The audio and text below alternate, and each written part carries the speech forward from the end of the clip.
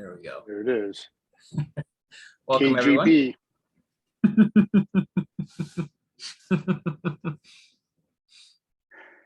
Hello, everybody.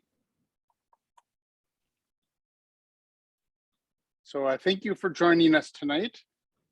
If you did the cow class, you remember that it took a little bit more effort than usual compared to, say, let's say the bears or raccoons. So with the horse, again, we always want to keep challenging ourselves. So the horse is going to be a little bit of a challenge also.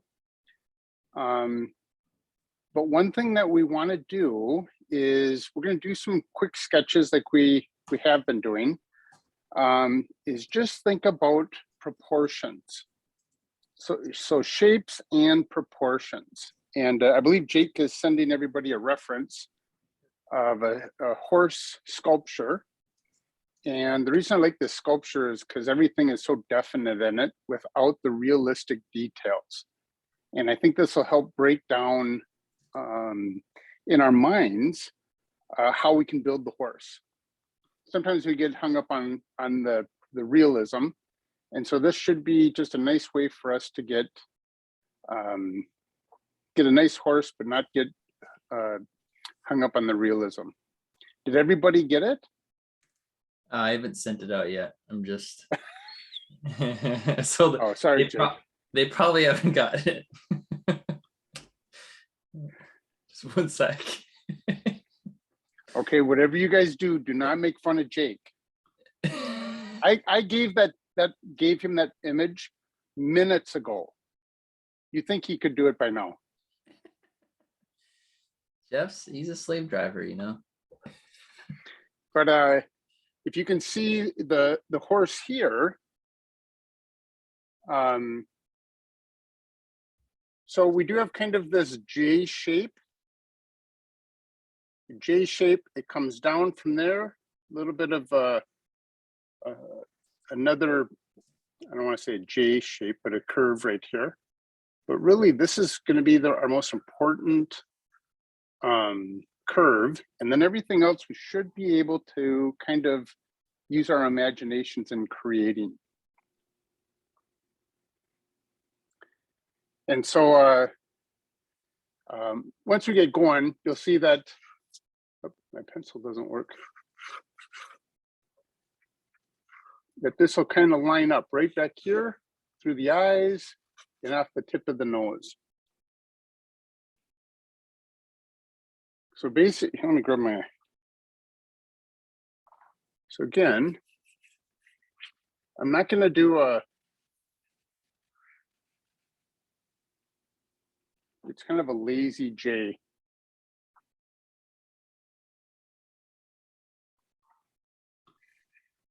Oh, also before I just wanted to mention that if you haven't joined before, I forgot to mention this, but we record these classes and we'll post them to YouTube, so you can go back and watch anything that you missed or wanted to review something from the class, or if you have to check out early. And also we just keep everyone muted, but if you do have a question, then you can just use the chat.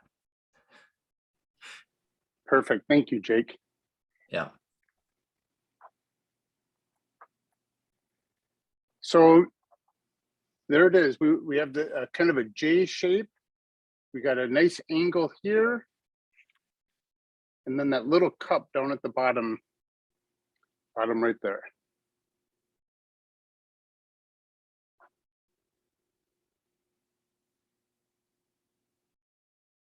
And if you want, if you're using a piece of charcoal, just kind of roughly do it.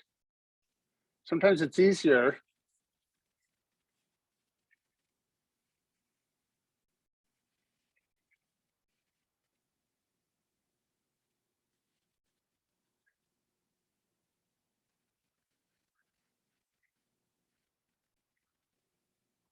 So here is an interesting thing with his ears. It's right underneath that ear. We'll go across there. and across the eye.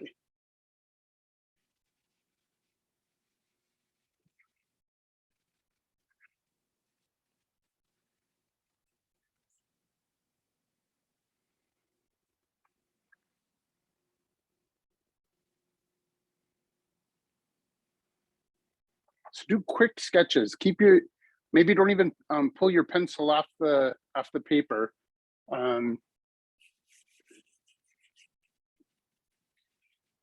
We don't care about mistakes.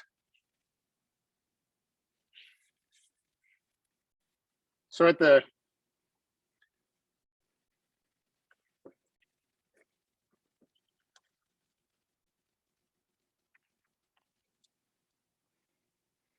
at his nose, have it just as it's coming down in a straight line, just right, you know, there, if this is a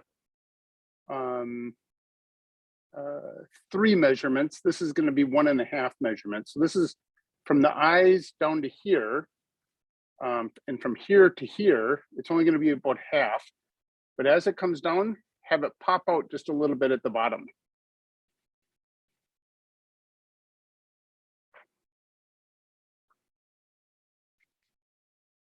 That actually tells me that my nostril was down too far.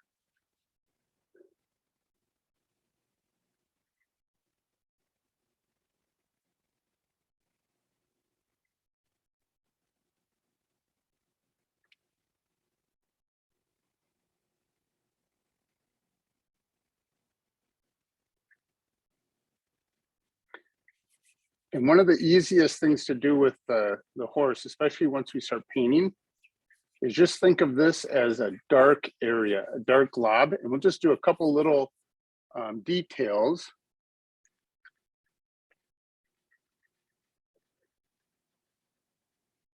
To kind of suggest some shape to it.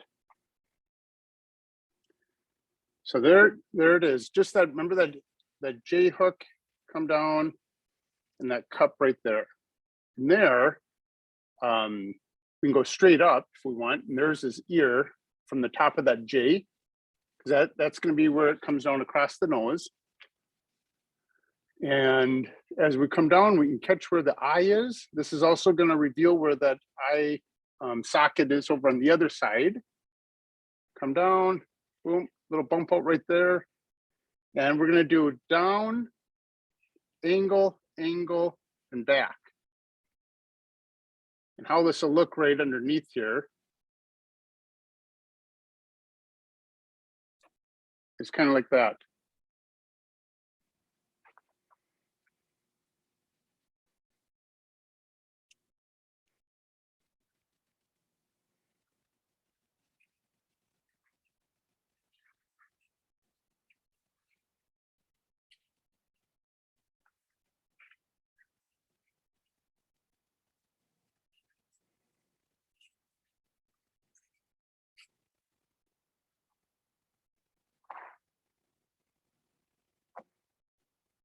So we'll just keep practicing that a few times.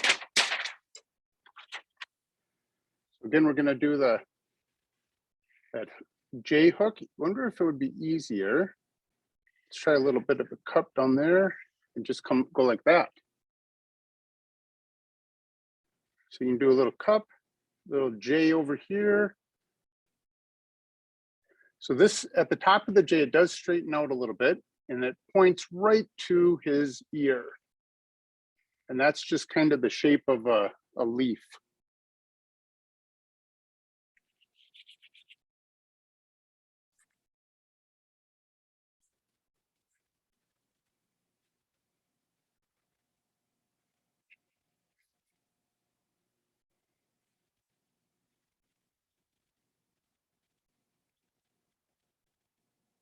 Hope I goofed that up already.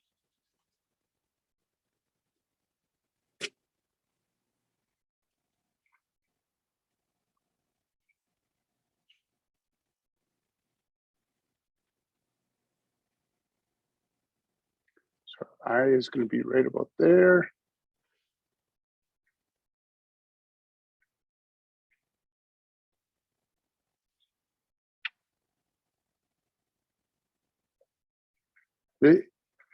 So this shape right here, his nostril is kind of the letter A.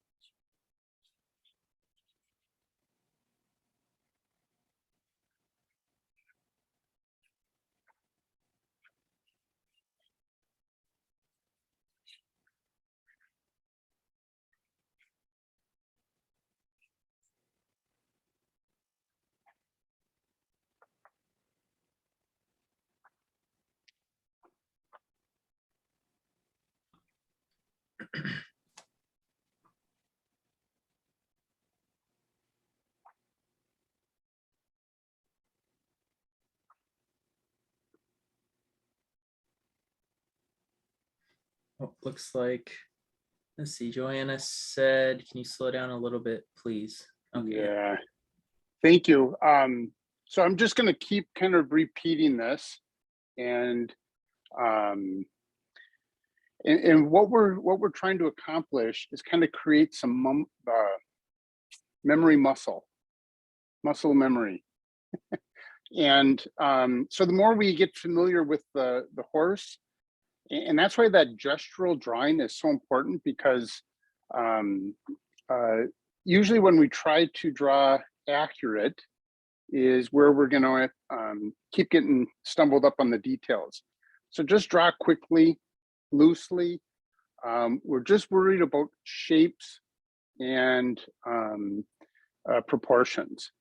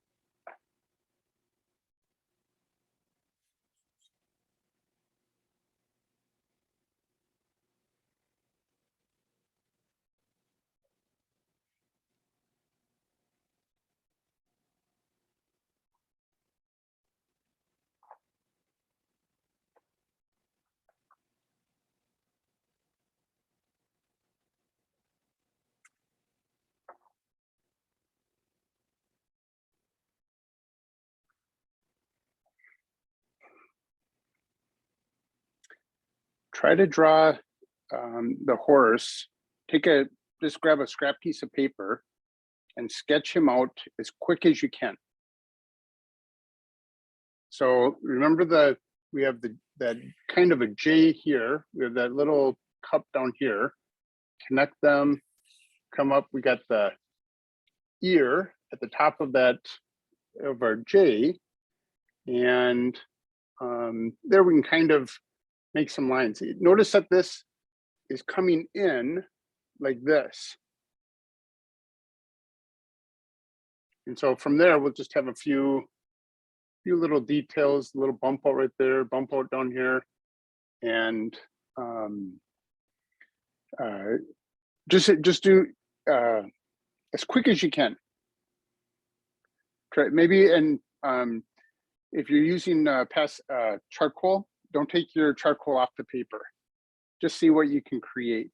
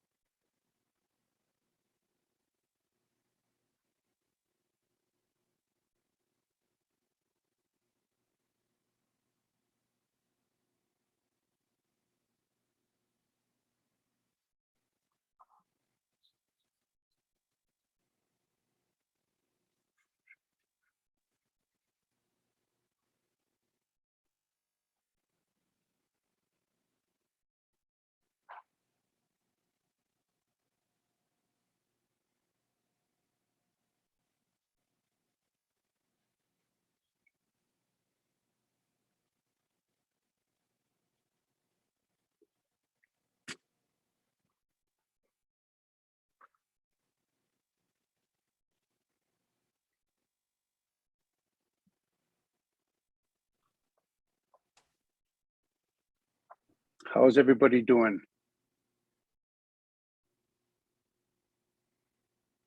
Cool. I see some thumbs up. And again, just break it down, make it as simple as possible, where it is all about the shapes. If you do a fast one, compare it to the one that you worked really hard on. What's interesting is usually you'll like it better because it is more gestural.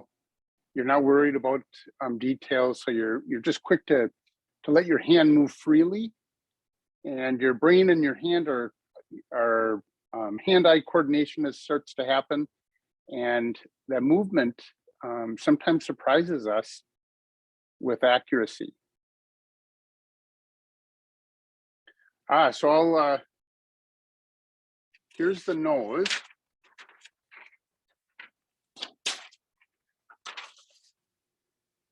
So again, it comes down and it bumps out just a little bit. So it's really, imagine that circle right there, comes out, So we have the lower section right there. Oh, I went out too far.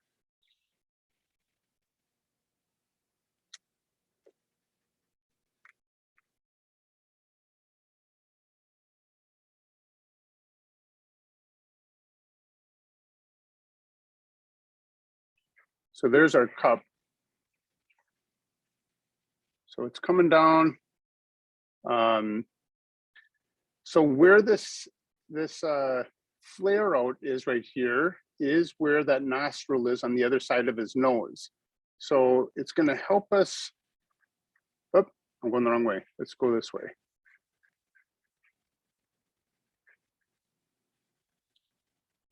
So they have this lower lip right there.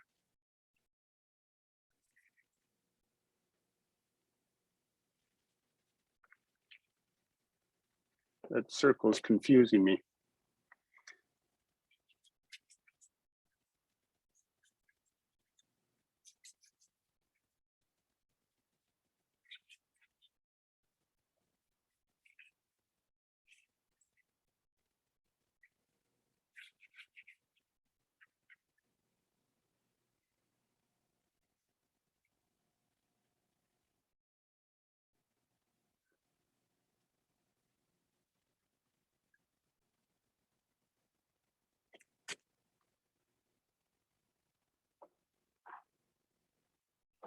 A little bit of an exaggerated one, but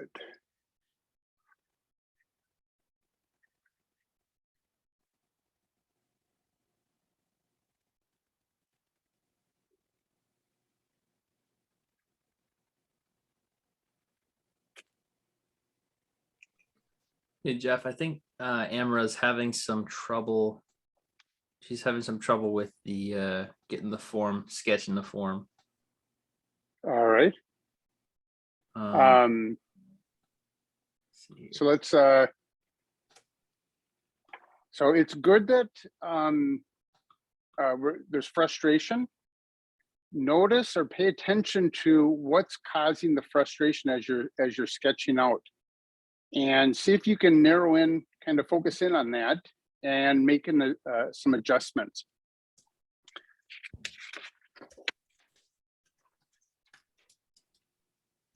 Again, we're going to do that J. We have our cup down there.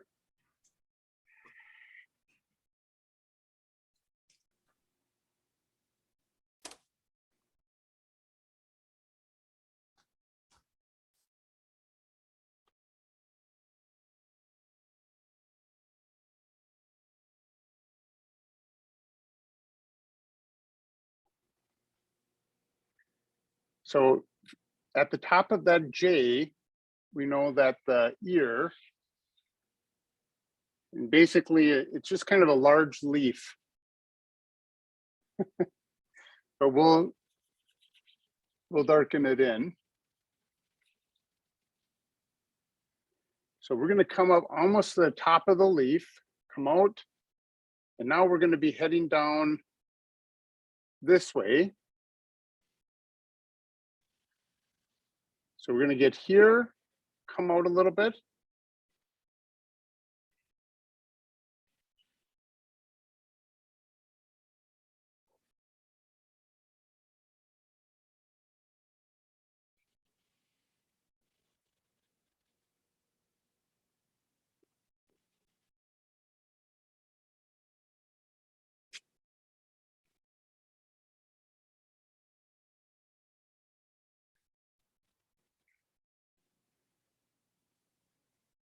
Make a slight adjustment on that angle.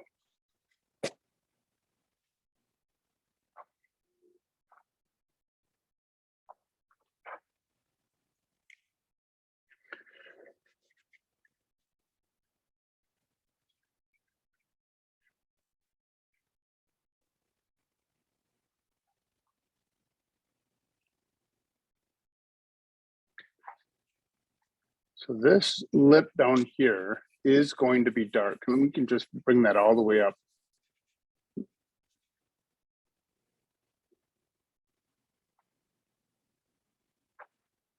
Actually,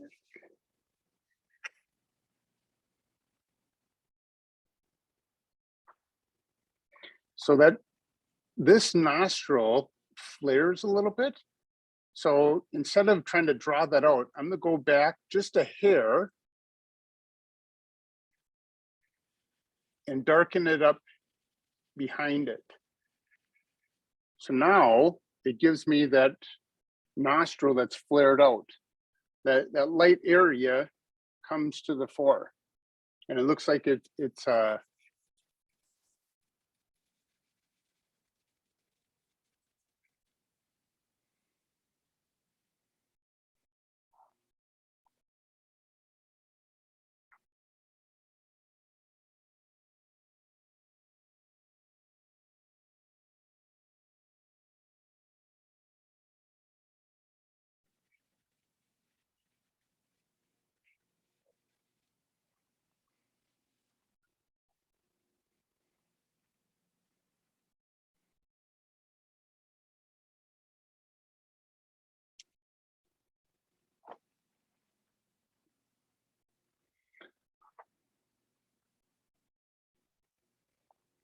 so we're not going to focus on these details with our paint, because we're going to paint, we're going to have some fun with the color and abstract them a little bit.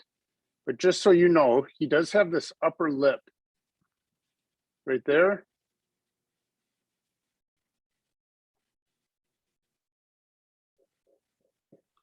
Bridger says, "Oh, I think I started to like mine." Oh, you broke the first rule of the art club. Yep.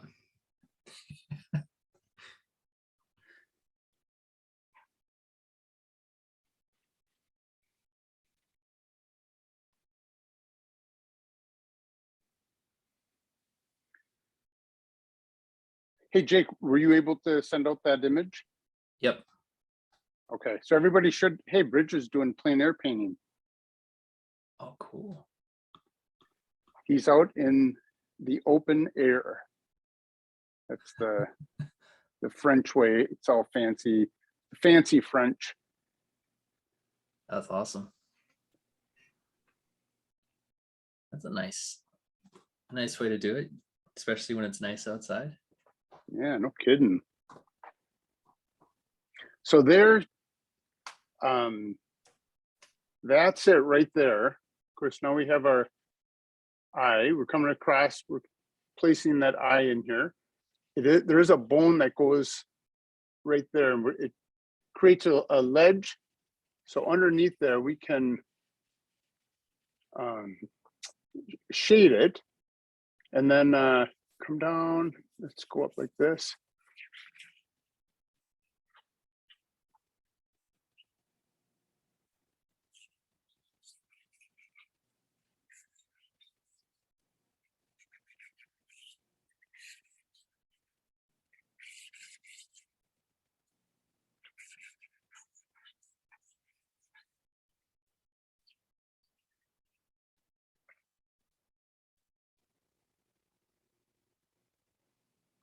Hey, Jeff, I'll be right back. I gotta step away for a sec here. Sounds good. Just don't talk about me. You know we're going to. Okay, never mind.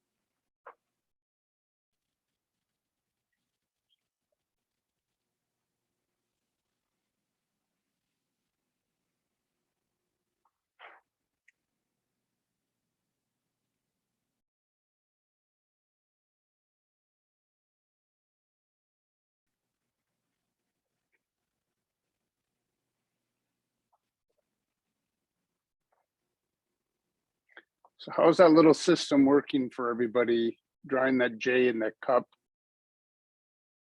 Is that simplifying it?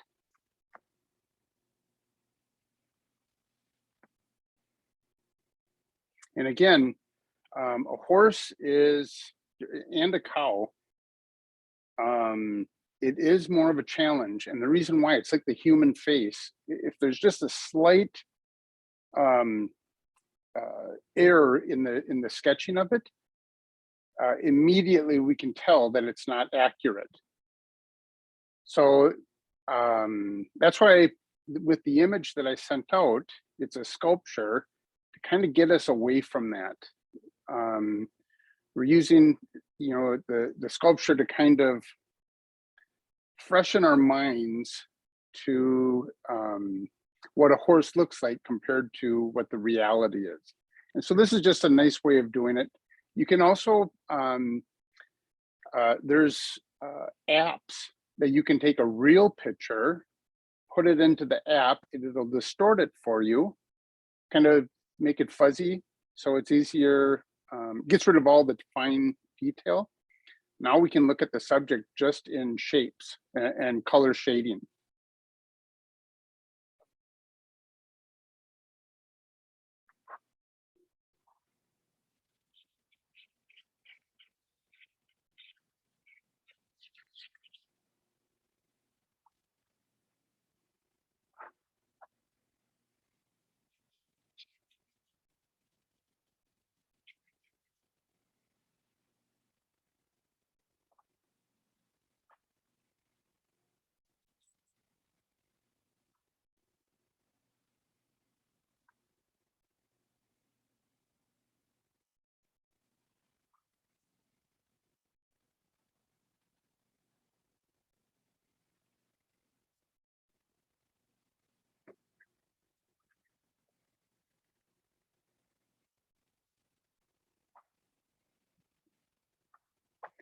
So I'm not a horse artist, so it is a challenge.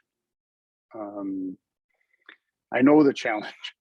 So, and I've been practicing all week, so is it fair to say that I understand your struggle?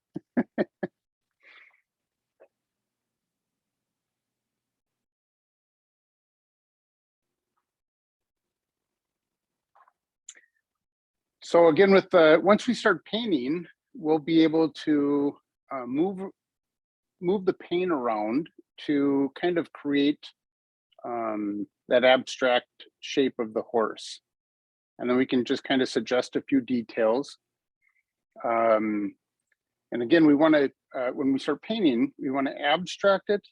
Just look at the horse only as shapes, direction of the flow, light and dark. Don't forget about it that it's a horse. Just look at it as shapes, broken down into various shapes.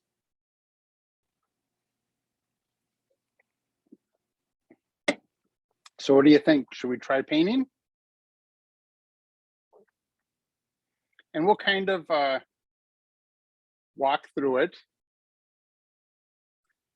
Especially, you know, if you've taken the painting classes before, we'll kind of paint them more in a gestural way. And that allows us to have a little fun with it. Not worry about the details. But what do you think? Should we start? Cool, I'm seeing some thumbs up. Any opposing that idea?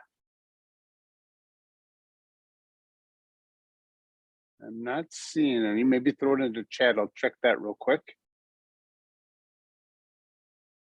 All right, so I don't see any opposition. So let's start. Let's start painting. I'll leave that drawing up just as a reminder for us.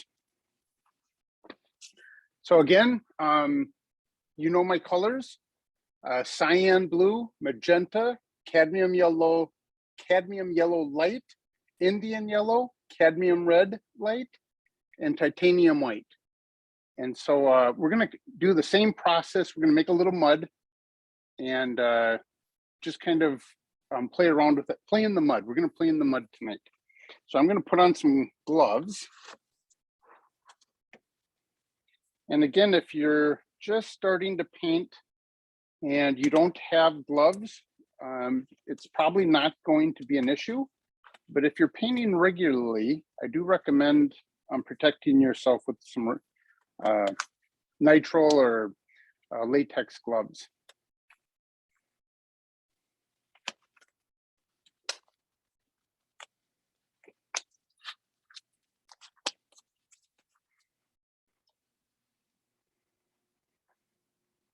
I'm working on a canvas board, so it's hard.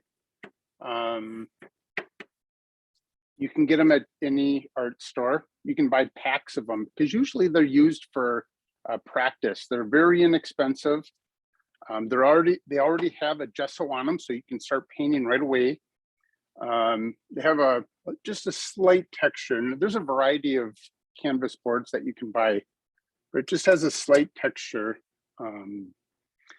to mimic the canvas.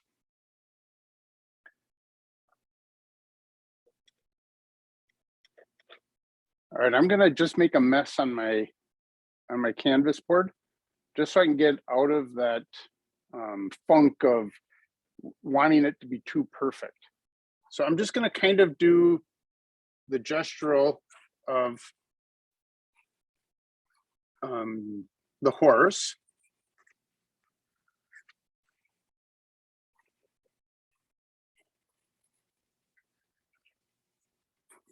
This helps me start visualizing it even before I started to paint.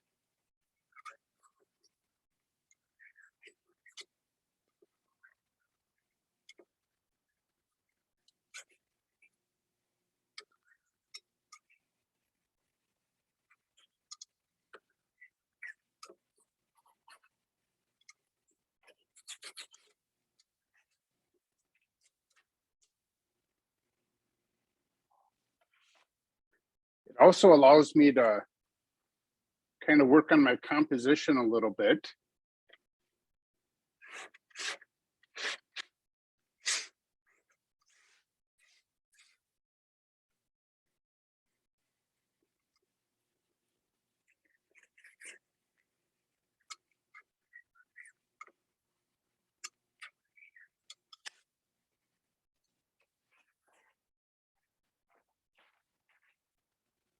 There.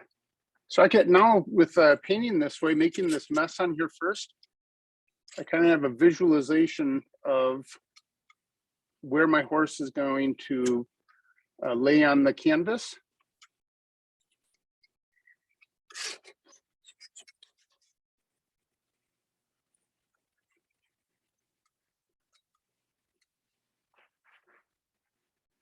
And I don't know if you've ever started painting, you get halfway through the painting and all of a sudden you realize you wish you would have started a ½ inch over. And then that composition would have just been perfect. And so you put all this effort into it and the composition is just off a little bit and it can kind of just ruin the whole painting. All right, so I'm gonna make my mud. So I'm gonna take a little cyan blue and a little cadmium red light.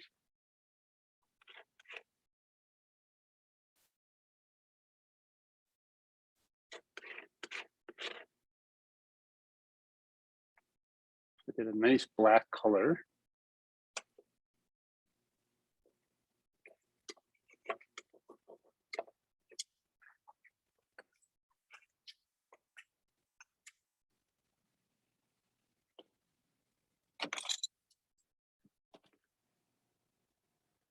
I'm only working on an 11 by 14 canvas. I'm gonna use a smaller palette knife.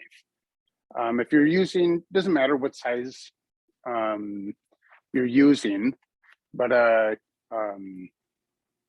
of fact, I have a variety of sizes, just so as I'm going through a painting, I have the right tool to make the right mark on the painting. So this is just a a small one. If I don't know if you can see that comparison with my finger. So at half the size of the end of my finger. So again, all right, I'm gonna create my cup down here.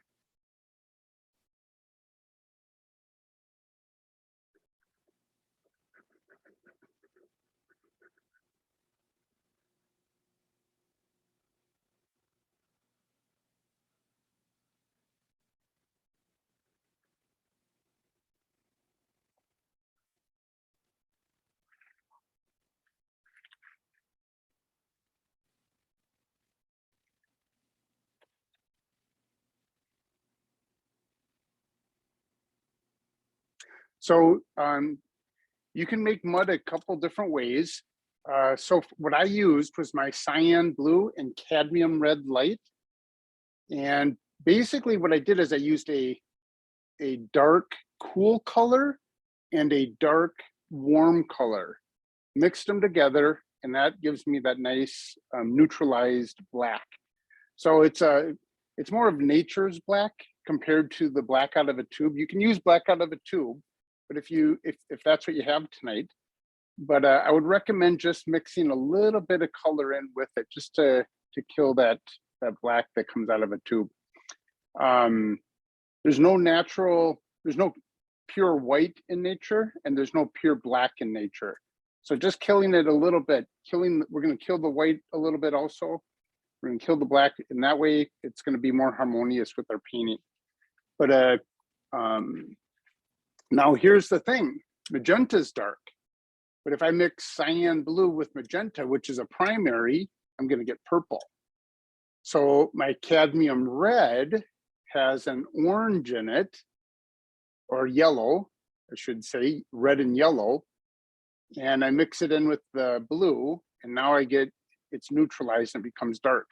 So if you only have the blue, red, and yellow, mix those three together, but not a lot of the yellow. You don't want it to tone it down to the point where it's not dark anymore.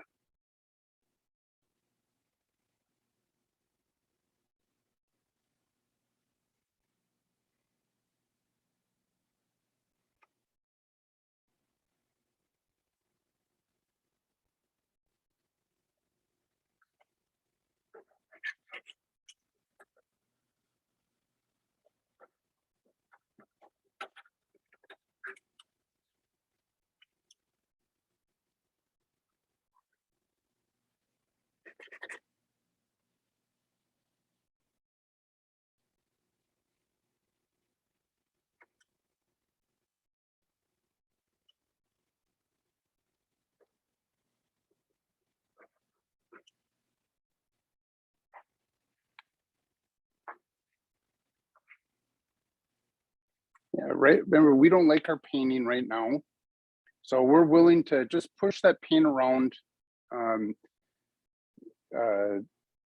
make it work for us. Just be the boss with that paint.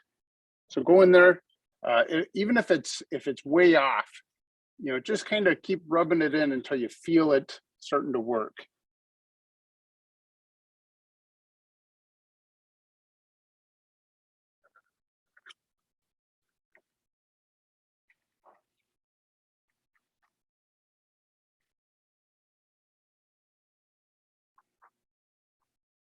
Lena, no, we don't want to kick you out of the club. You do not be liking your painting yet. Nope, not even a little bit.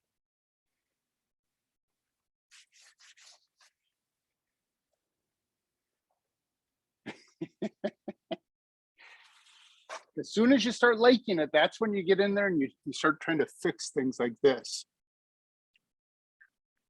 Oh, but now it's not right. And now you keep adding paint and you keep fidgeting with it. And pretty soon, you've just spent hours and hours and you ended up with something that you're not happy with. So again, do not like your painting. All right, so thinking about warm and cool colors, we have a neutral, our dark is a neutral color, but take a little white and mix it in. And you'll see that it cools down. Yeah, actually, I kind of like that. I was gonna suggest adding just a little hint of blue to it, but I think I like the shade that it's at. So you don't want to push this one in too far because we're gonna, with our Indian yellow, we're just gonna get green.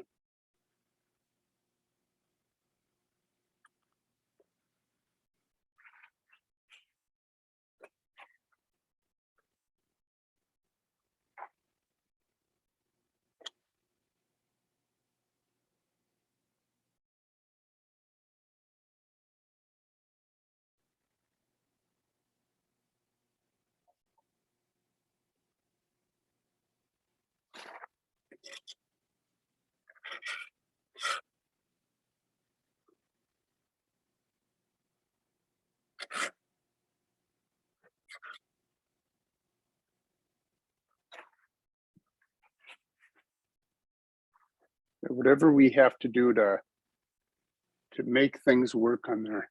So one thing that we can do, since we have the Indian yellow in there, is grab a little bit of magenta, mix that in with our dark. So what we're going to get is a very dark purple black color. And now we can come in, use it, and that purple is going to neutralize the Indian yellow. So we're not going to get a green color anymore. We'll get just we can be able to continue with that dark color.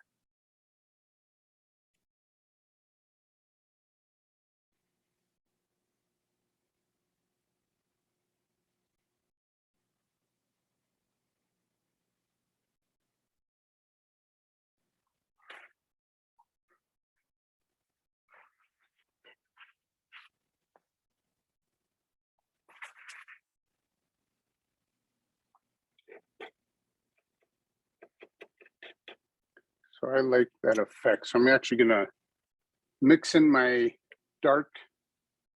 Actually, I'll slow down a little bit, but maybe I'll do this first and then I'll stop for a moment. I'm taking my dark purple, my black purple here, mixing it in with my lightened gray, and I'm getting a nice light purple gray color, which is going to be perfect for right here.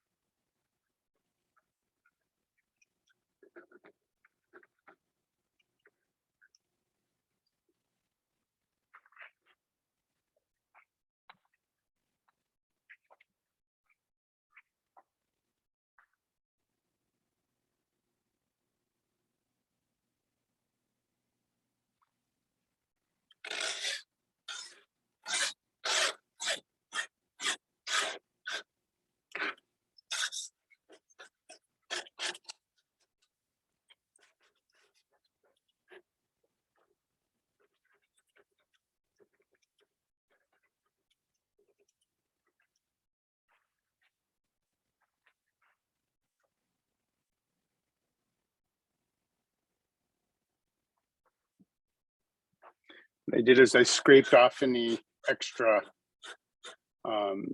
Indian yellow up there. And just threw it on the somewhere else on my canvas because I don't like my painting. I'm willing to do whatever to my painting right now because I don't care about it.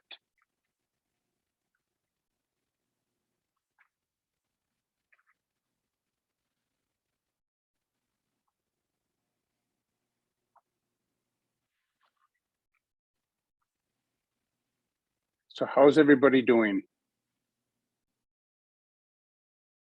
Cool.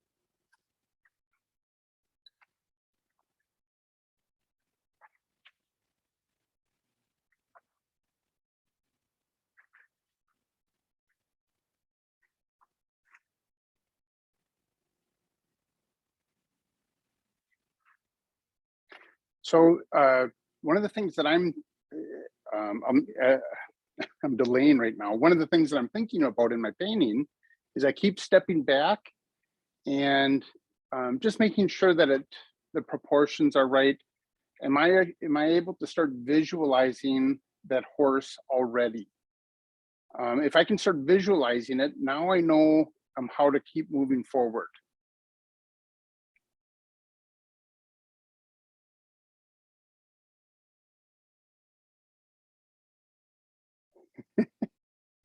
Hi, Nora.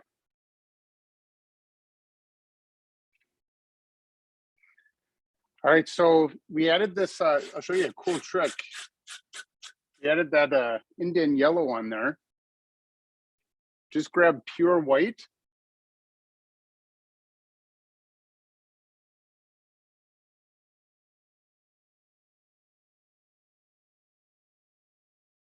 And just rub it in.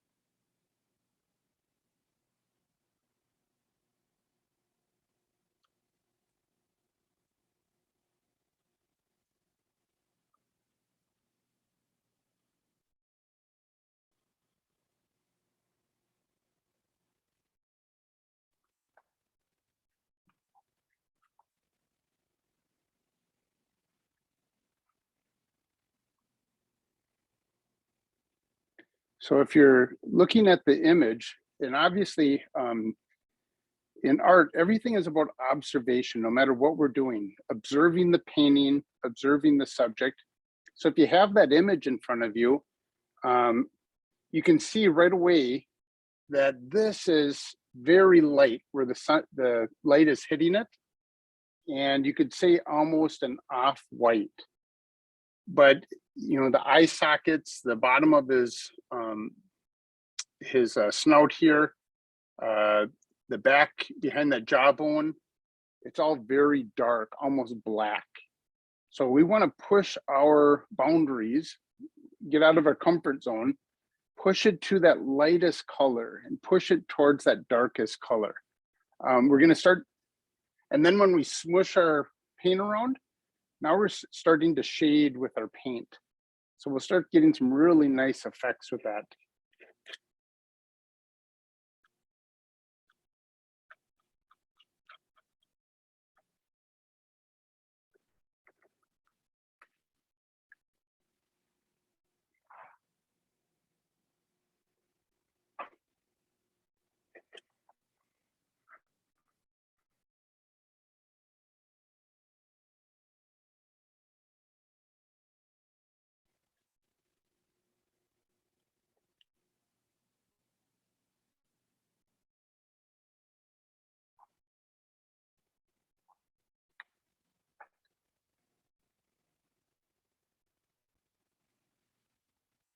So is anybody having any happy accidents as they push the paint around? So maybe it's color combinations. Maybe it's just, it hits a, it's a what does Bob Ross call it? Happy mistakes.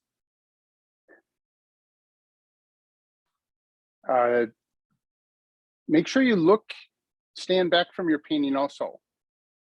So I'm actually walking back and forth and looking at my painting, making sure that it's accurate.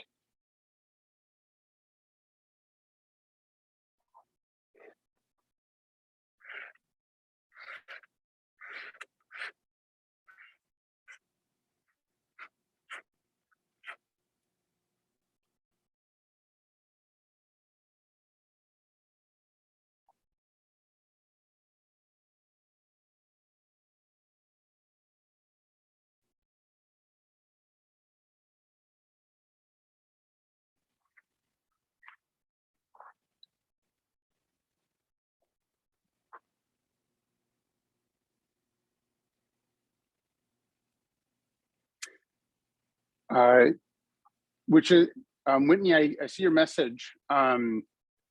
So one thing that you can do is take a little bit of white, mix it in with your mud. And if you're using like a Prussian blue or a phthalo blue, I don't know how to pronounce the whole big long chemical name of phthalo blue, but if it's phthalo blue or Prussian blue, it'll sometimes be so overpowering that it's a battle in mixing our colors. But we know that red and orange, or red and yellow, which makes orange, will neutralize that blue. So if you have any cadmium red light, just mix a little bit more of that in with your color. And that should get it back to a neutral color, or a neutral tone, I should say.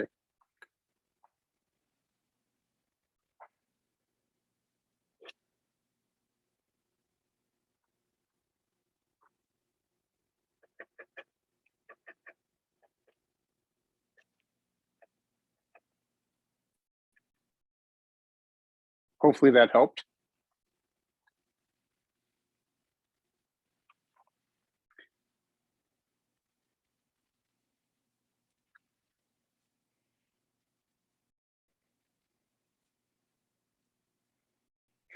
Maybe you've had this experience, you start painting the painting and you're realizing that everything is turning towards blue, and you can't get away from it.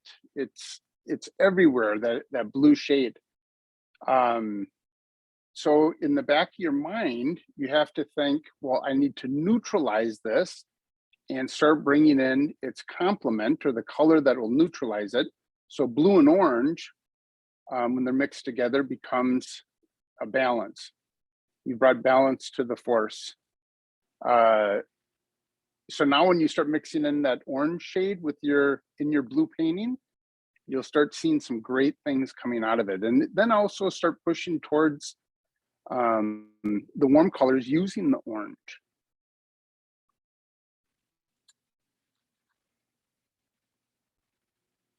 So just like as I was painting this, like normal, I put in my Indian yellow, but then I started mixing in my mud and I started getting green. So I need to neutralize green with red, its complement. And so that's why I grabbed a little magenta and mixed it in and got a dark, dark purple. It neutralized it. Now I can use this dark purple over here and get some great dark colors without it going wonky on me.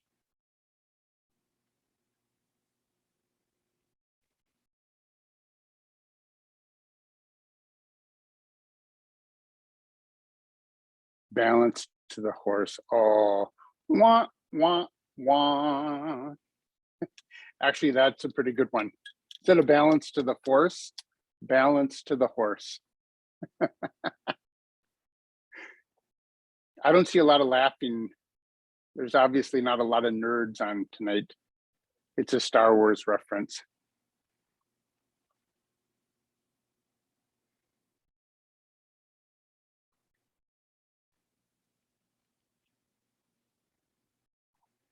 Hey, looking good, Bridger.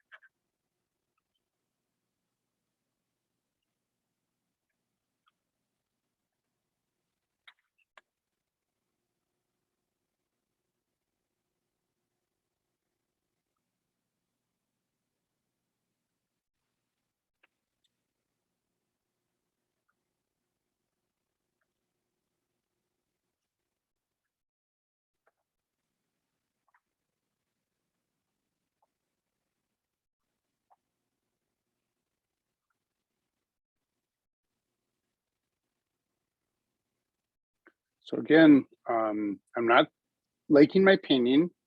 I'm also not thinking of it as a horse. I'm trying to think about it just as shapes, proportions, dark, light, medium colors. So we have light, we have medium, and we have dark. So just looking at those aspects of the sculpture or our subject rather than thinking about it being a horse.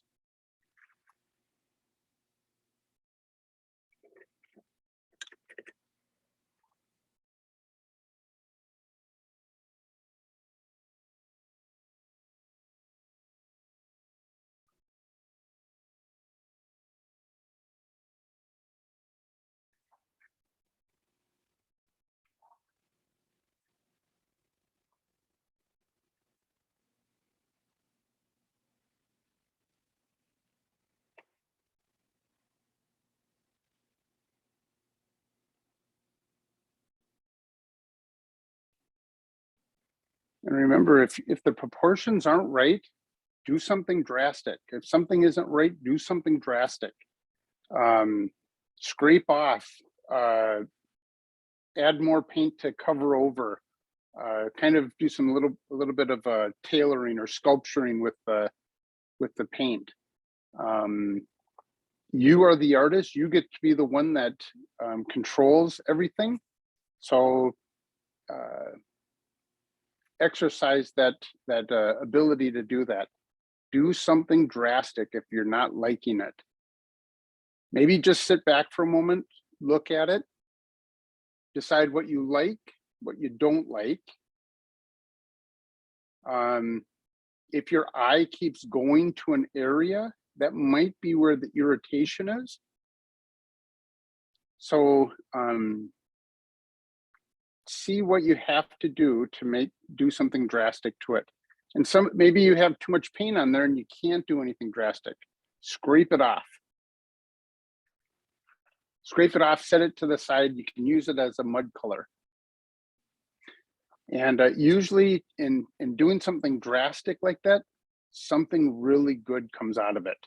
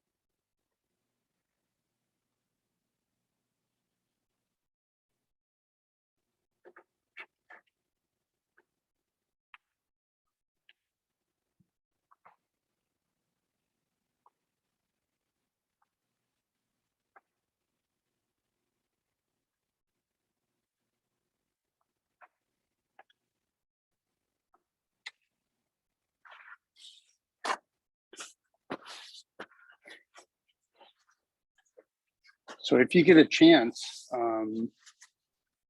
do what I did. Practice this horse over the week. If you have a pencil and some scrap paper, you remember all the motions that allow us to draw him out, and just do some scribbling. and then paint them again at the end of the week or whenever you feel confident, or paint them many times.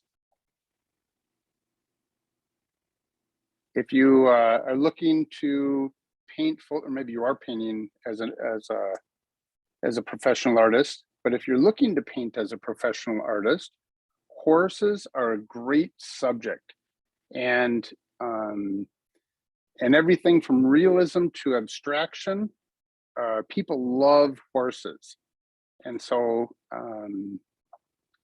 just keep painting horses, and you will sell.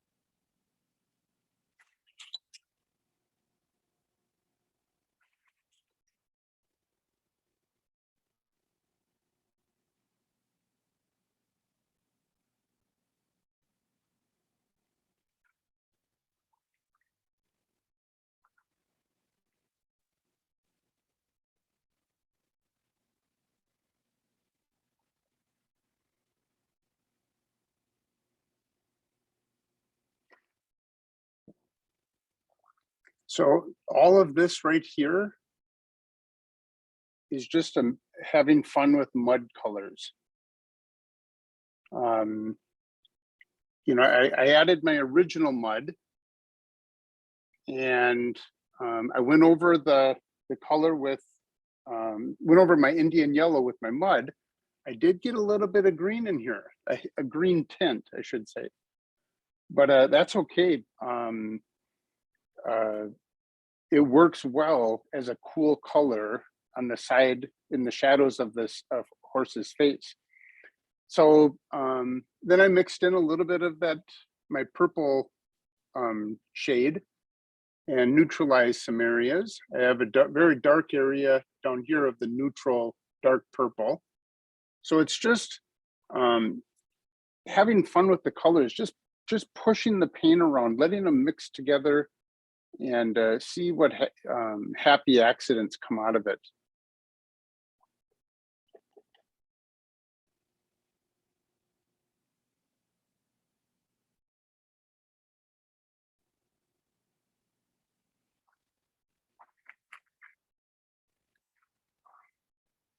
And the other thing, when I'm painting this very slow and methodically, because when I stand back, when I step away from it, I can start seeing what things I need to do to make changes on it.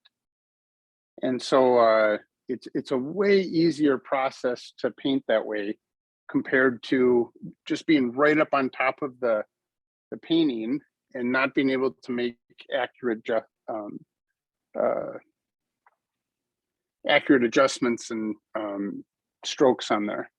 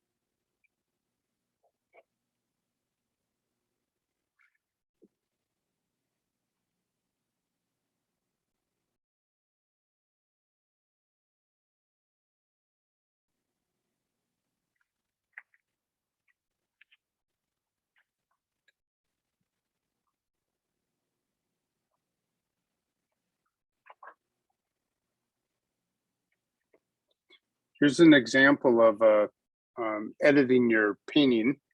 So I went too far over right there. I can come back and just add another color on top of it. Now I can see if it's accurate now.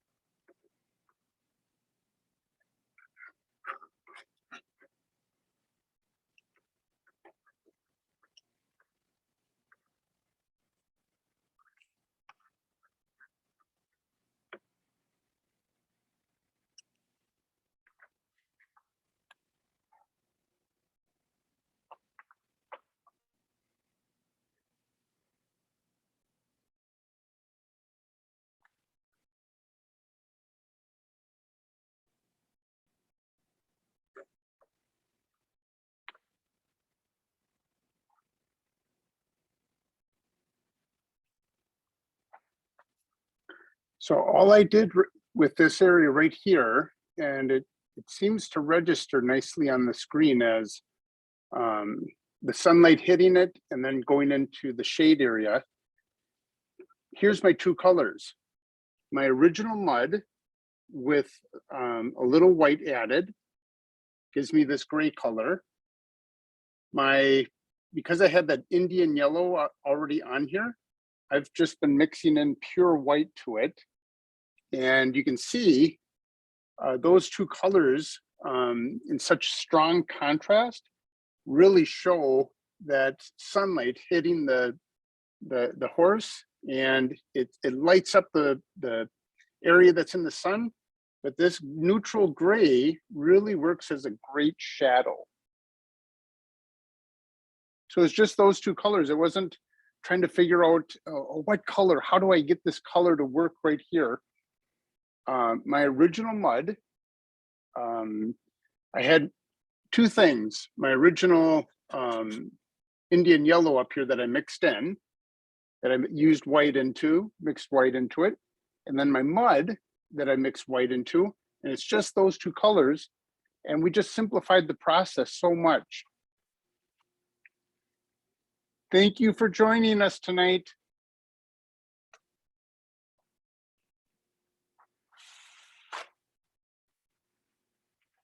Bye. I think it's Amira. I keep forgetting. Bye, Amira. Amira. Amira, that's right.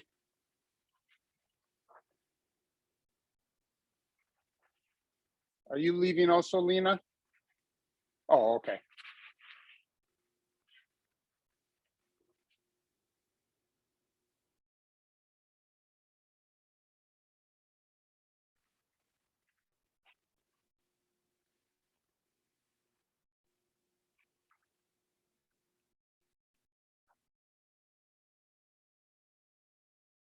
So again, we've just been playing in the mud, and we're getting some really nice effects from that, from doing that.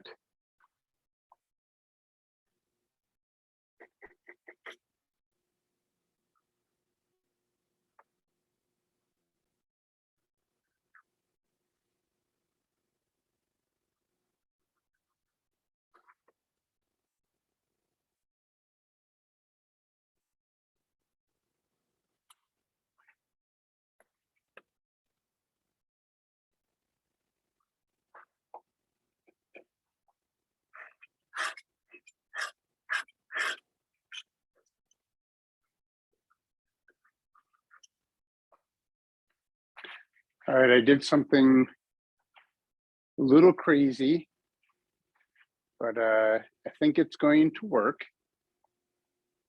So I'm gonna kind of work my light gray all around this blue area, and this will really be a highlight in the painting. So as I make my mud here, or lighten up my mud, I should say. Okay, I'm gonna keep that blue, and I'm just gonna work this color around it.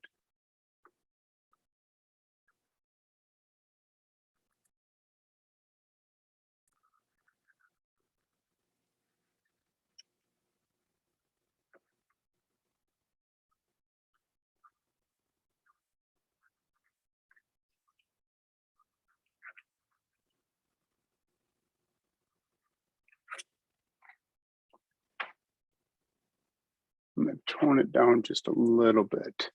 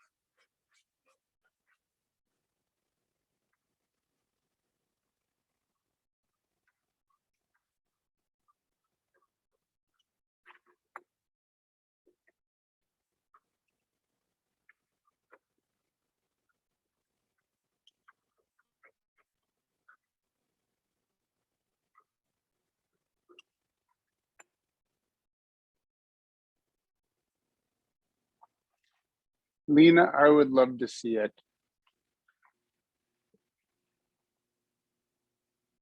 Oh, look at him. Beautiful. I love the fact that you didn't follow along with me. You painted a brown horse and not a white one. Absolutely beautiful. Good job.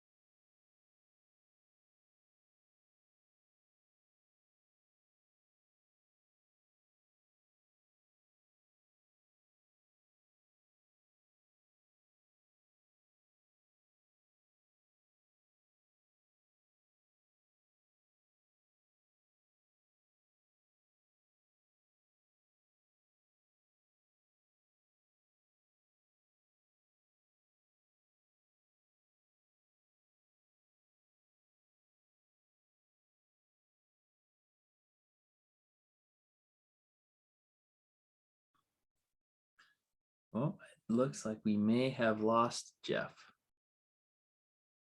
but I'm sure it'll be He'll be back right on in just a sec here.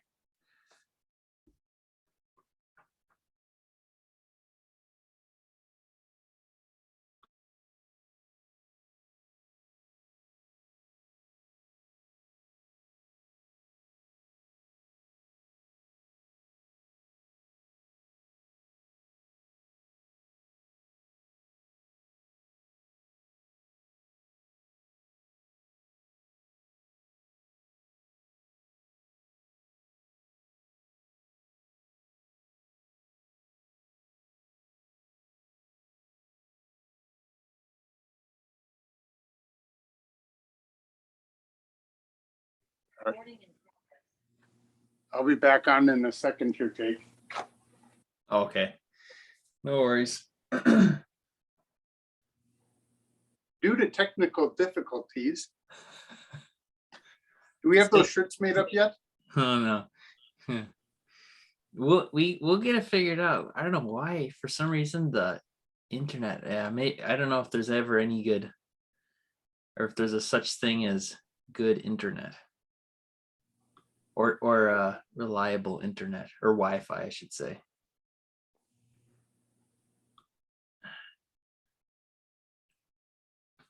Say, Jeff, were you connected to the Wi-Fi on your phone? Yes, That's I weird. on my iPad and my phone. Okay. Then maybe you want to disconnect. Oh yeah, you can't disconnect from the iPad, can you? Never mind. Never mind. Try shutting off here for a second. Yeah, it's probably just the This is where I bring in a professional artist painting and say that I did it you guys missed it. while the camera was off. Yeah, this is how you do it. See, we got our tricks. I'll steal Lena's painting, put that up here. I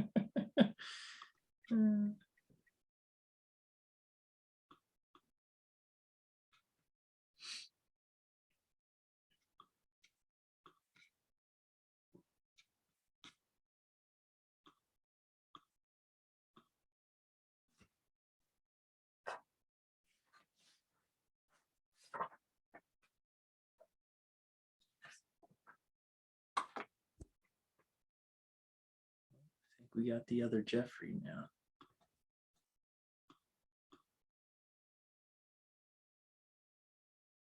Look at that, we're winning. Look at that.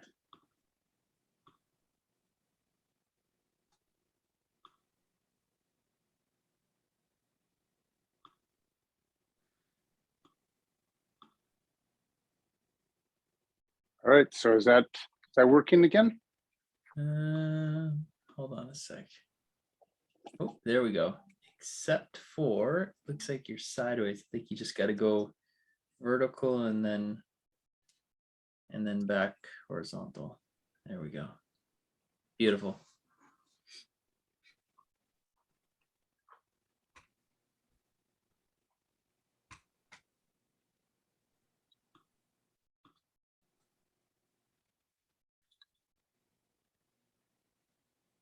Oop, he's a little bit, might be a little bit crooked, the camera. I can't quite tell.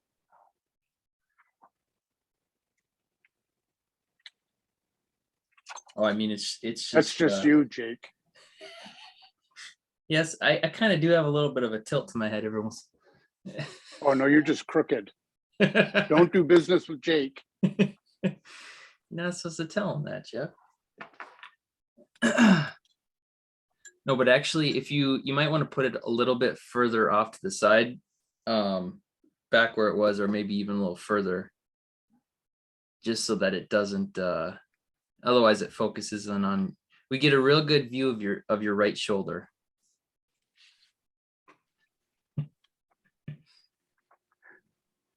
That's my best side. I know you're just trying to show off your shoulder, but Exactly.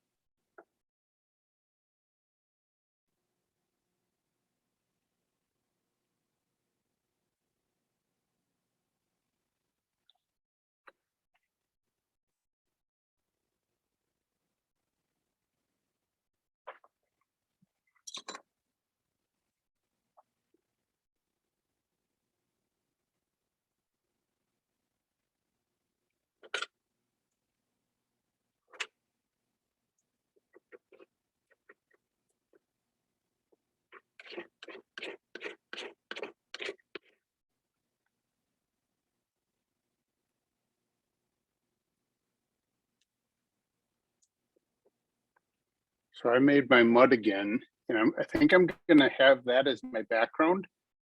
I just love how it seems to be, the horse seems to be glowing in the light. And I'm thinking if I put in a nice dark background, it's gonna make him stand out even more. So let's try a little experiment here. However, I am going to just allow that little bit of that glow from the Indian yellow to stay with him all the way around.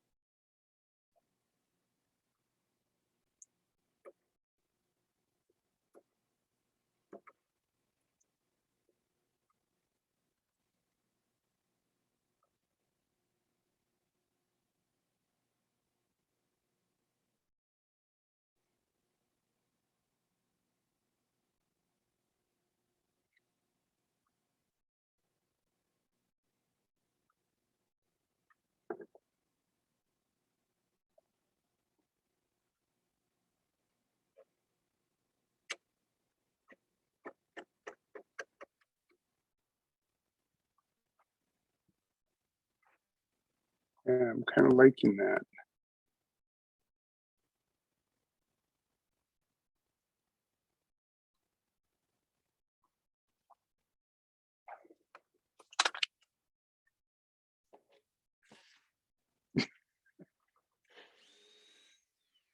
Hopefully that didn't scare anybody.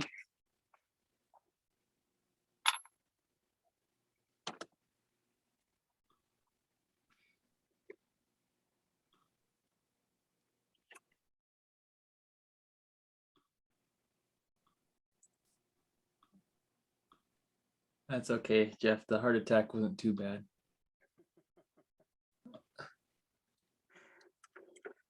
Sorry about that. No, I could. It wasn't loud at all. Zoom automatically cuts down on, or at least it cut down on that noise. I didn't really hear anything at all. Oh, good. Oh, I should have tried to get money from you or something. Made you feel real bad. And I refer back to Crooked Jake. Yeah, now showing my true colors now. Yeah, and now I don't even have to prove it. Everybody just knows. Oh man.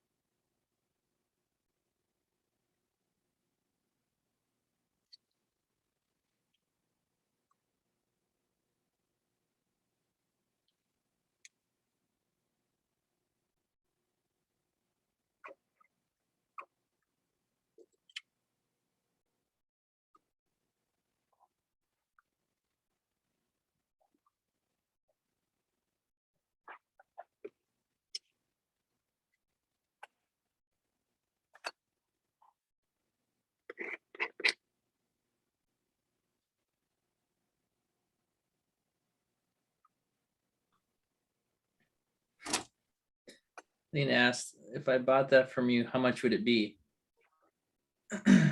No, Say it no. again. Lena asked, if I bought that from you, how much would it be? No less than $3.99.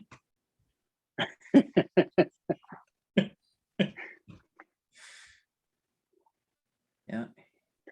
At least $1 million. Oh, at wait. least $4. Yeah.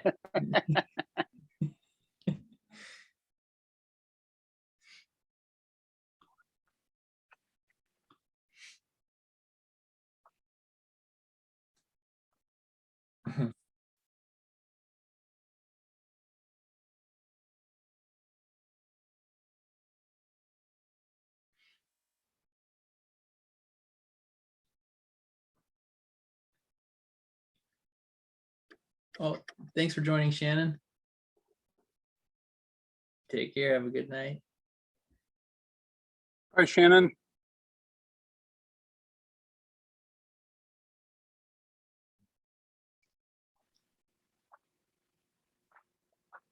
Which would the fox be?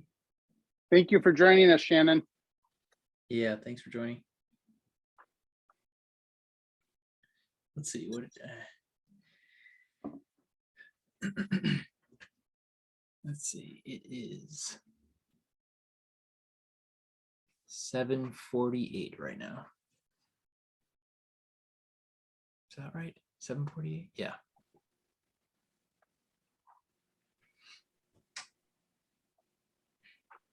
How much would the fox be a few lessons ago?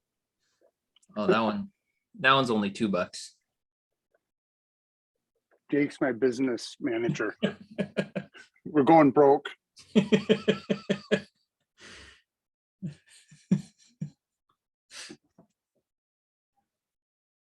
I got a different kind of strategy. Uh-oh. How about $2?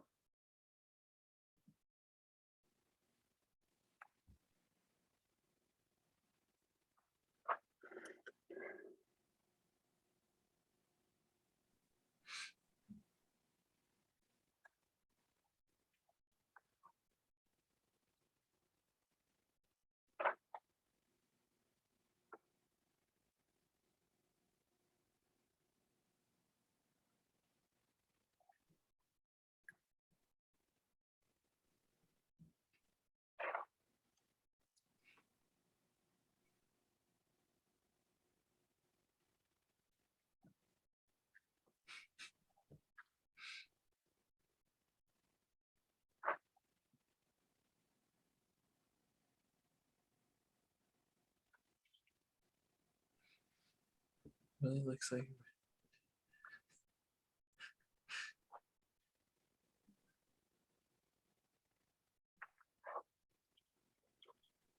yeah, the fox one might actually go for more than $2 or even $4. Hey, But which fox? I'm trying to think of which fox it was.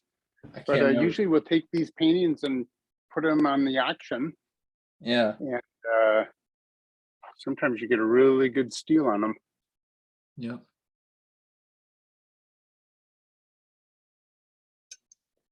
Yeah, so that's what we do with the class paintings. We have a little auction. It's kind of fun. Instagram Live is what we've been doing most often. So let's see here.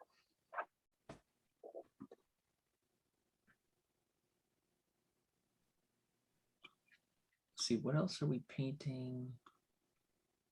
Next week we're painting flowers. So that'll be fun. Make sure to sign up for that one if you want to paint some flowers. And then the week after that is a hare, like a bunny rabbit. Let's see, small landscape. We have a chickadee coming up. And it's loading. We got a few more coming up too. I think we have a chicken also that we're gonna do. We got to do a penguin. Oh, a penguin. I didn't even think of that. That would be cool. A fisher. The animal, a fisher? Not a fisherman. Fisherman. Yes, fish. Wait. Yeah, I would love to. That sounds like a fun challenge. Wait, fisher. Oh, fisher penguin? Or no, it's kind of like a raccoon varmint type thing. Oh, okay. Yeah, my mind went totally different then. Okay. That'd be fun.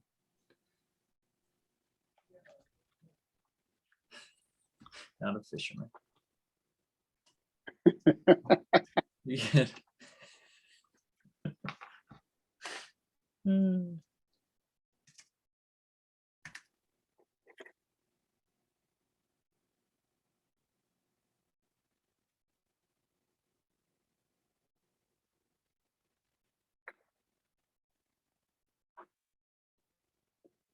I would love to see your horse. Hang on 1 second. Ada, that is beautiful. Oh, I love the sun behind it also. I love when you guys make it your own, kind of add some imaginative things to it. You're creative. Oh, excellent, Leslie. Beautiful, Barb. All right, so I have to confess something. So I told my wife I was going to be painting horses, and she says, "You don't know how to paint a horse." And I agreed with her. I said, "I don't, but I'm going to practice this week so I don't look like a nincompoop on Monday." So I've been painting horses all week, and so I might have made this look easy, but it was just putting in that time, putting in that practice, and made a lot of mistakes this week. Had a couple things that looked good, but nothing that I was really happy with. And so I really like how this horse turned out. So what do we learn? Practice, practice, practice. The more we practice, the more we're going to improve, the more confident we're going to be when we paint the horse or whatever subject it is. And then we will end up with something fantastic. Oh, I saw, oh, there's a lot of chats that I missed. A little thin up your neck of the horse. So here,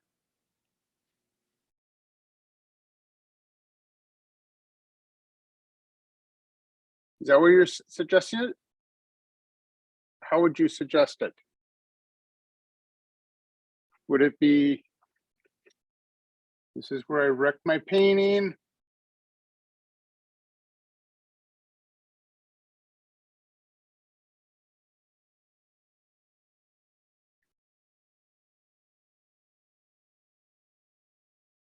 More feminine.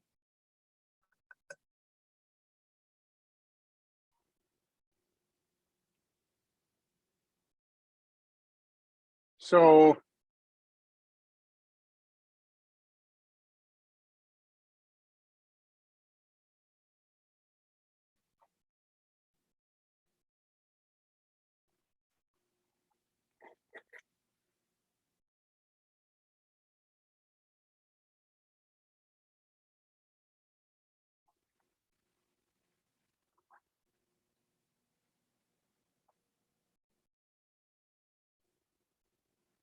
How's that?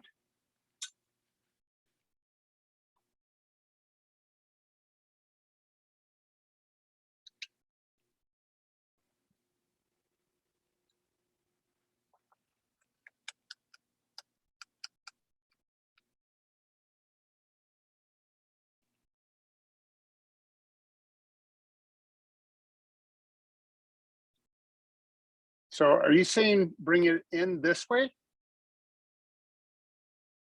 Or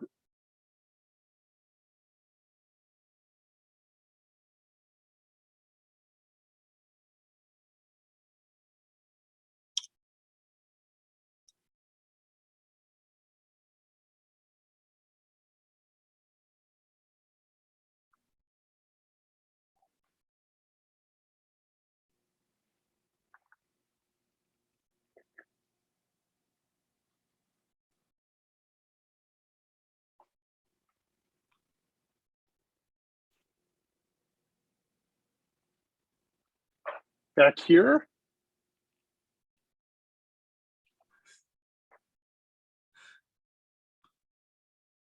There we go. Now I'm back.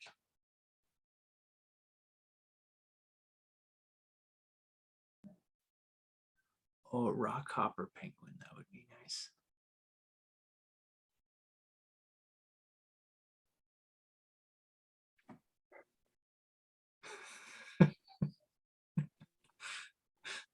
Scary, Jeff. Scary. I know.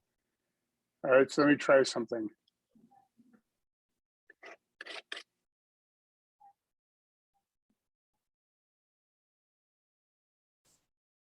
Right there?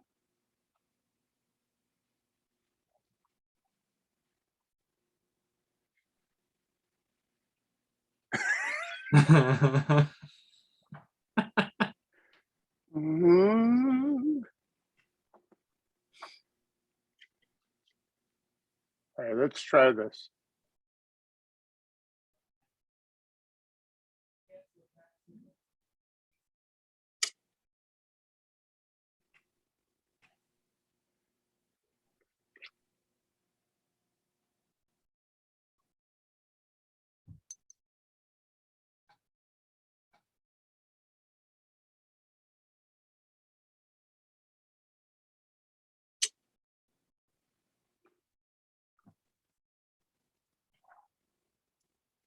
I like that. But now,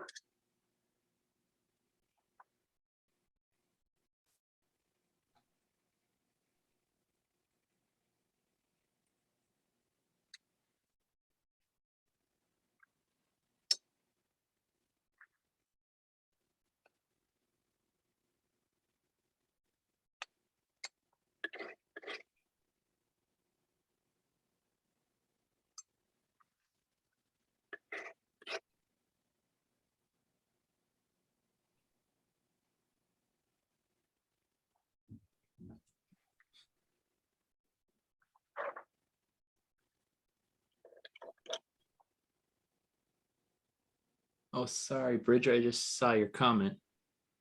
Bear with the trees and the ducks really help inspire me and think. Can I show you painting? Yeah, Bridger wants to show you his painting before he goes here. all right. Let's see here. Let me find them. Oh, he's got two. Excellent, Bridger. Awesome. Love the colors in there. Super cool. Huh. Very nice.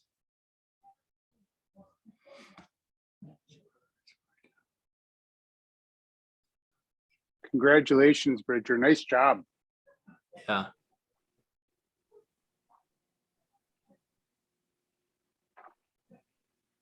But I stopped myself from saying that. Oh yeah. Do you know what a rock hopper penguin looks like, Jeff? I don't know what anything looks like. You too, Bridger. Thank you for joining us. Yeah, thanks for joining us. Well, that's just what Lena suggested, a rock copper. I think that's what it was. But they're the ones with like the hair sticking out. They kind of look like a grumpy man. Oh. Do they have a lot of color, or are they just black and white? Black and white, but they got it's like yellow feathers or sticking out kind of along the top of their head. Oh, yeah, yeah, yeah. I like that one. Yeah. All right, Jocelyn, I want to see your painting.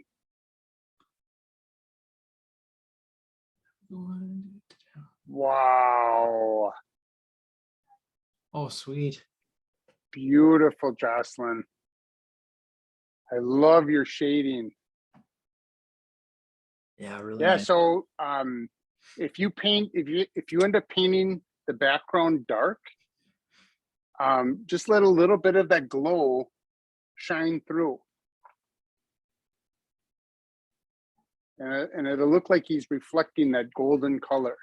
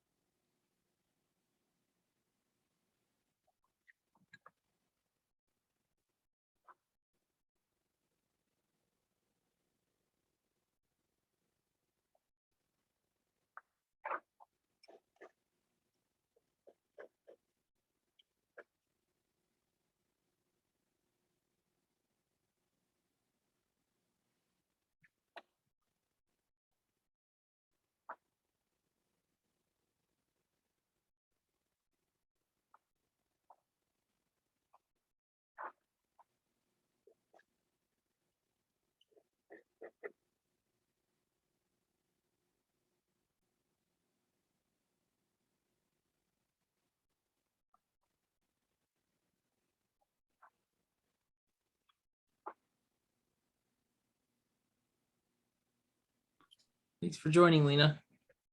All right, Lena. See you next week. All right, Tina. Oh. All right, Jocelyn. Thank you for joining us tonight. And where is Tina? Tina. Oh, there's Tina. Oh, yeah. Wow. Wait till you see it. There you are. Yeah. Super cool. It's pretty. It's elegant. Oh, nice, Sharon. Beautiful. How come nobody wanted to paint a white horse?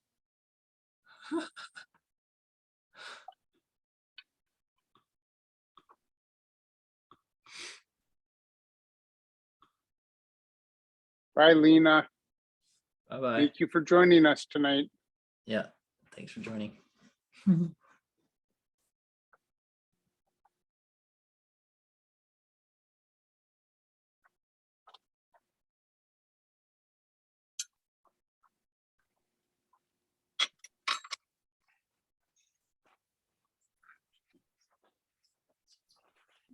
Oh, excellent, Robin. Beautiful. I love your style. Again, Yeah.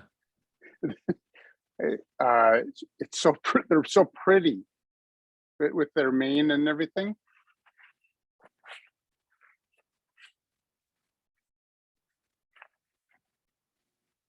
Very cool.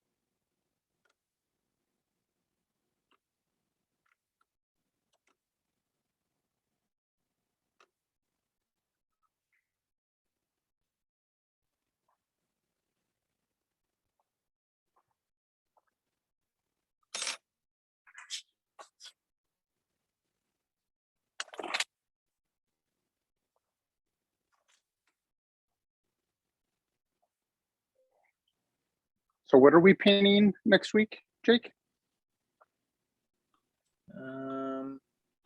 Let me look again.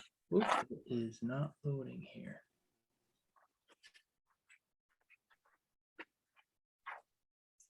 I said it about 2 seconds ago. I can't remember what it is.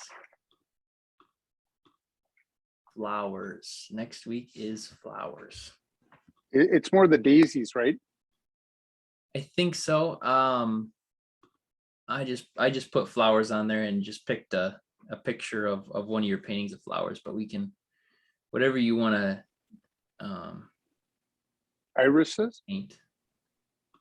Yeah, we could definitely birds do, of paradise. yeah, whatever you want to paint. It's I left it open-ended. Just put flowers. There we go.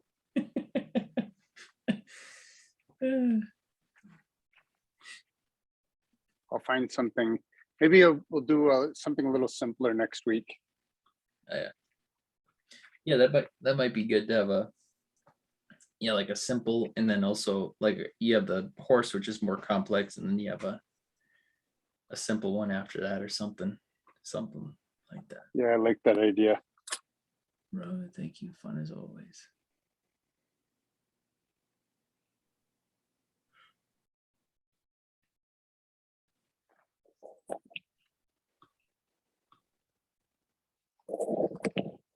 All right, it's 8:09.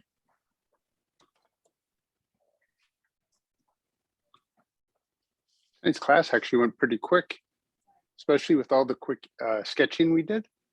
Yeah, I'm surprised. Everybody's paintings turned out really, really well. Yeah. So if you have Instagram, tag us on Instagram when you post your picture, and tag us using at Buffalo Boughton, and then we can then we'll be notified, and we can see them and post them to our story so other people can see them also. But Beautiful, Barb. oh, I gotta see Barb's. Love the drama in your painting. Oh yeah, Yours too, Kayla. Kayla. Oh yeah. Oh, let's see, I missed a question there. Good for my. Oh, Thank you, Robin. What color would go good for my color horse background? So let's see here. Where are you? Is it Courtney? I missed who it was. yeah, Evan and Courtney, it said. Oh, there it is. You can do really any color. So right now you have a lot of neutral grays. So white to black and all the grays in the middle there. So depends on how you want to push it. So if you want to make it more contemporary, you could throw a cadmium red light background or a blue, cobalt blue color background, which would be a lot of fun. But if you're looking for something along these lines, obviously, I just used my cadmium red light and cyan blue mixed together and made that dark color. Once I saw that the glow of the horse, I knew I wanted to really put a contrast in there and add that dark. So that you can do anything you want, and I think you'll be happy. I think you have as far as making that choice, you have a clean slate right now.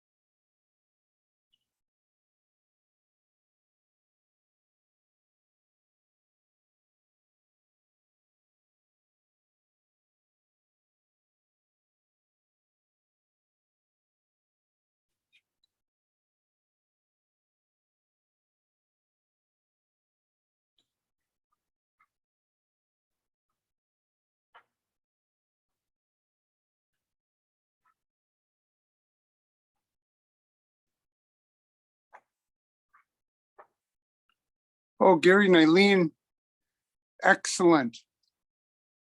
I love the colors, love the fun that you had with them.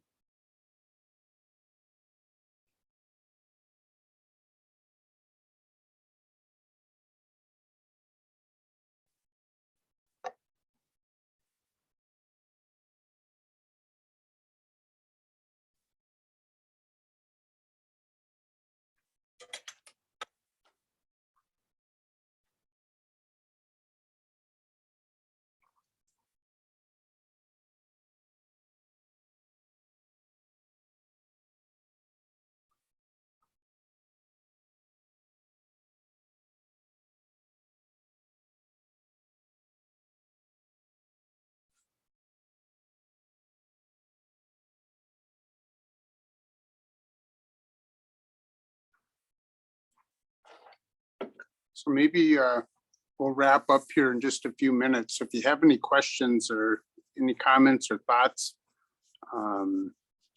ask them now.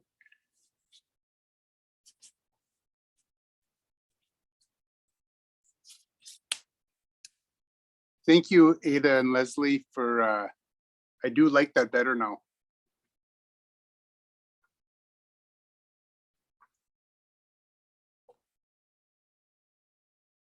Amazing, Becky. Beautiful.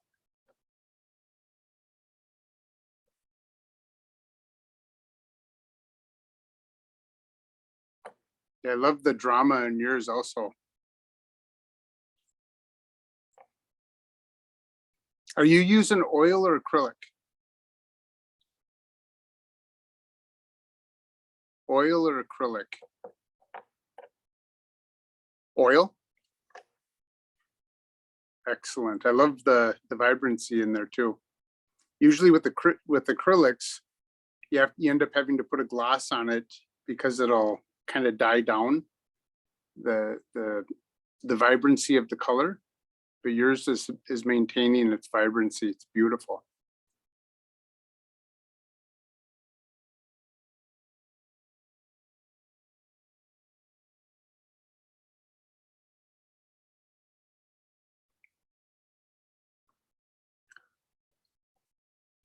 Beautiful, Whitney.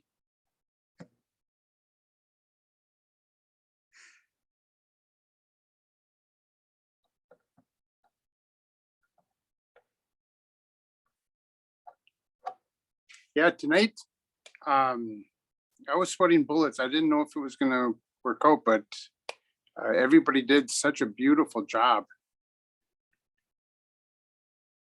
And again, it is a challenge. Humans, horses, and cows. I'm sure there's others, but if you're just off a little bit, boy, it stands out.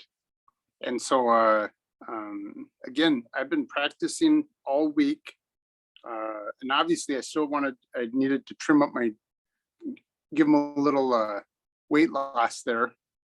But and that's kind of the cool thing about painting is it's a never-ending learning experience.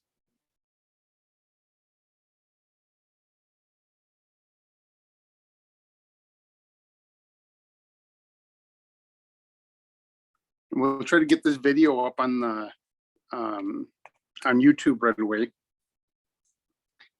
And again, paint him or her a few times. Do it 2 or 3 times this week. You think of a lot of the masters, they would paint the same picture over and over again as practice, and then they would create their masterpiece. What they would do is work out all the kinks, all the things that's wrong with the painting, and then when they actually create their masterpiece, it's all the work's been done, and so they create it, and it's perfect. It goes down in history as a masterpiece. So practice, paint the horse a few times this week, work out some of the kinks, and just compare the one that you did tonight with the one that you end up with in a week. And of course, if you do create something, we love seeing pictures of it.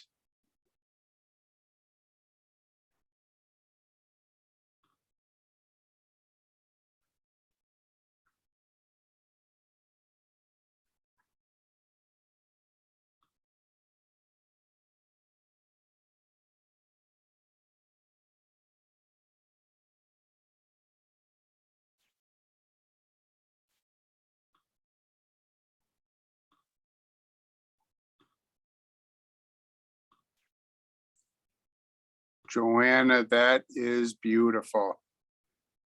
That looks like you use neon white paint. It just seems to be glowing in the glowing in the painting. I love the contrast, that white and dark.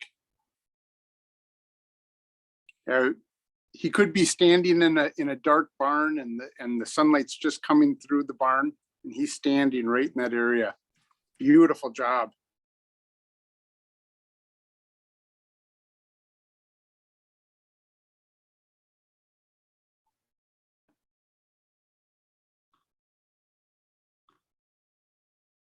So every class you're welcome, Joanna.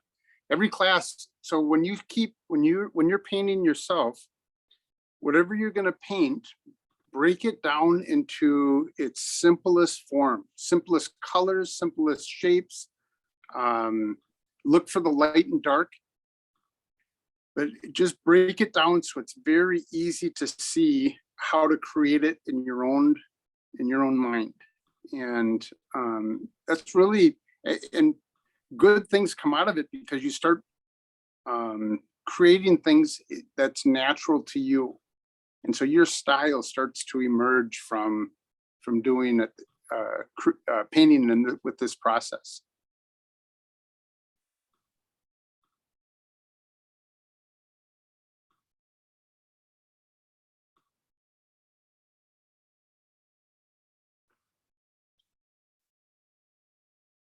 Come on, Aubrey. Aubrey, do you know here, this is the fact. So have you looked at everybody else's painting and thought, boy, I wish my painting turned out that nice? I have a feeling when you show us your painting, we're all going to be looking at it and saying, man, I wish mine turned out like Aubrey's. Oh, look at that. It's beautiful. Actually, do you know what? I want to give you a truly sincere compliment. I love your shading. I love it. Yep. A lot of artists struggle with shading and creating the molding of the face, the shapes of the face, those little details in a face, but you did it. You captured it.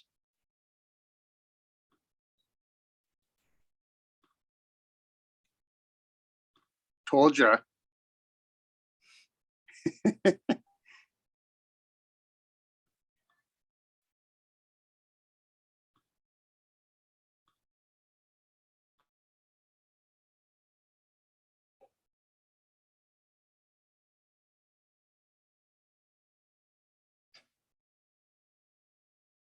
Yeah, great idea. So I my whole process of painting is making a mess and then editing it, because once I see the mess, I know what I need to do, what I need to fix. Kind of like my bedroom when I was growing up, I'd make a mess in there and then I knew what to clean up.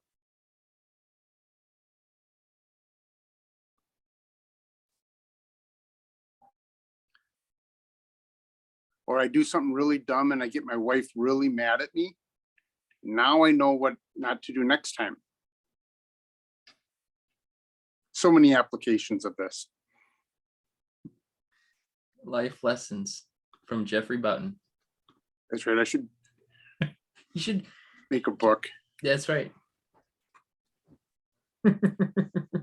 Yes, Mariah, we'd love to see it. Where are you?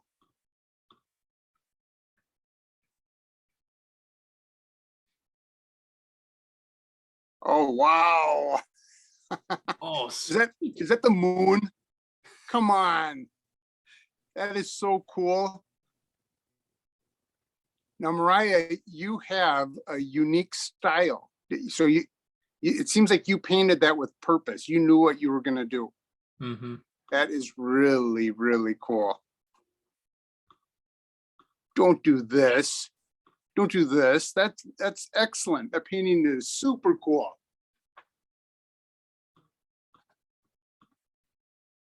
Congratulations.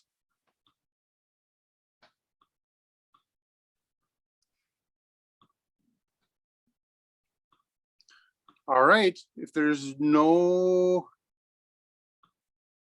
other comments or nobody else wants to show, we will wrap up. Yeah. So good job, everyone. Thank you, everybody. Yeah, thank you. Mariah, I'm gonna use you as an example. So Mariah, you can tell with her painting, there was a definite style to what she was doing. And she made that painting fantastic because she must have already had something in her mind already and went from there. And so you're welcome, Barb. Thank you for joining us. Yeah, thanks for joining. So that's, and when I talk about trying to find your style, that's what we're looking for, is doing things that make sense to us. Mhm. So if it makes sense in our mind, it's so much easier to paint instead of trying to paint in a way that doesn't make sense. So if we can simplify things, now it becomes easy in our mind, and the painting's already done because we already know what we're going to do, because we've gone through we've thought about it, and we already know the steps that we're going to take. And each one of us will actually do that process completely different.